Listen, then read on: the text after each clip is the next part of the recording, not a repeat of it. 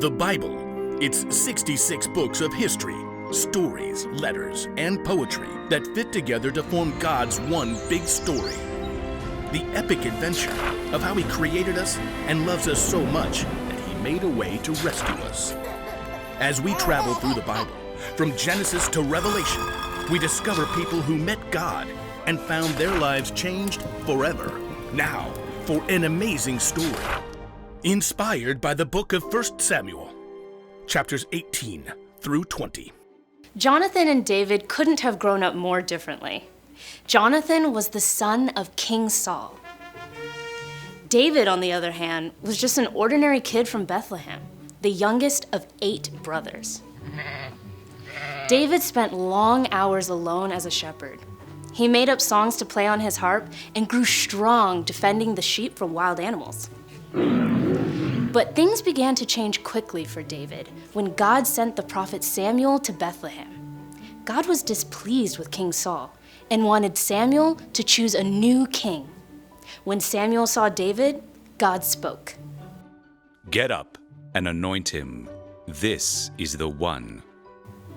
Though David wasn't anything more than a shepherd boy yet, he was sent to the battle lines where his older brothers and King Saul faced the Philistine army and the giant Goliath.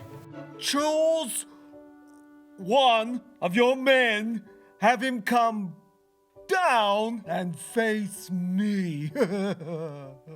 Through God's power, David faced Goliath with 5 smooth stones and a slingshot. Goliath was killed, and the Philistines were defeated. King Saul was so impressed, he invited David to come live in the palace and help lead his army. This is where David and Jonathan met. Hey, I'm Jonathan, King Saul's son. David, Jesse's son. Can I show you around? Sure, I've never been inside a palace. Dad's told me all about you. You fought Goliath with no armor. Well, it didn't actually fit. Look, if you're going to live with us and help lead the army and everything, you can't dress like a shepherd. Here, I want you to have my robe. Really? We'll be like brothers. You take my sword too, and my bow, and my belt.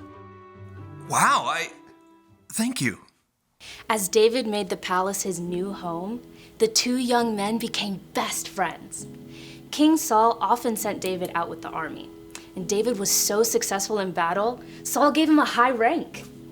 D-A-V-I-D, yes, he's the one for me. Go, David! Woo! The people loved David so much that King Saul became jealous. Instead of celebrating David's success, he flew into a violent rage and several times tried to kill David. Jonathan, too, could easily have become envious of David. After all, Jonathan was supposed to be the next king. But instead, Jonathan stayed faithful to their friendship and protected David. My father is looking for a chance to kill you.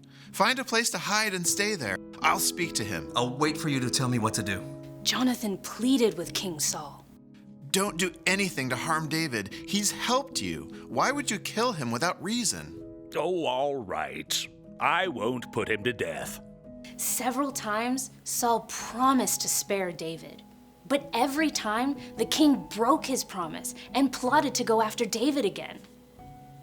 What have I done? Why is he trying to kill me? I don't know.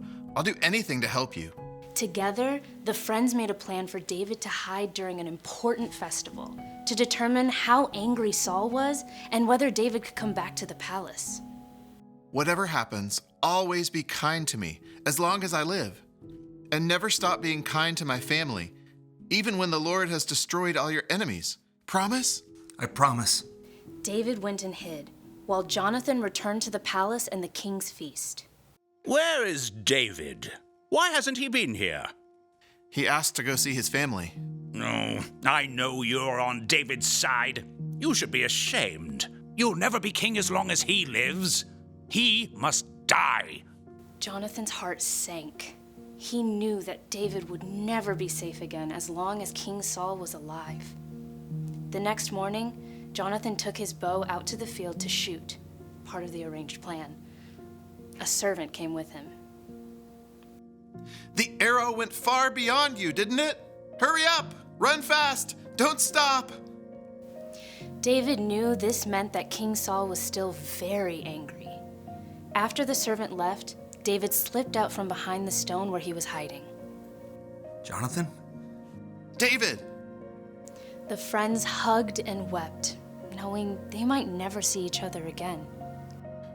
Go in peace. In the name of the Lord, we've promised to be friends. The Lord is a witness between you and me, and between my family and your family forever. Goodbye, friend. Goodbye. David left to find a new hiding place, and Jonathan returned to the palace. King Saul never stopped chasing David, but Jonathan stayed faithful to his friend. David was deeply saddened when he learned that both Jonathan and King Saul had been killed in battle. Years later, when David became king, he remembered his promise to Jonathan. Is anyone left from the royal house of Saul? If there is, I want to be kind to him because of Jonathan. A son of Jonathan is still living. Both of his feet were hurt so that he can't walk. David had Jonathan's son, Mephibosheth, now a young man, brought to the palace. I'm ready to serve you. Don't be afraid. You can be sure that I will be kind to you because of your father, Jonathan. I'll give back to you all the land that belonged to your grandfather, Saul, and I'll always provide what you need. Thank you. Thank you. David faithfully cared for Mephibosheth and his family for the rest of their lives, just as he had promised his friend Jonathan.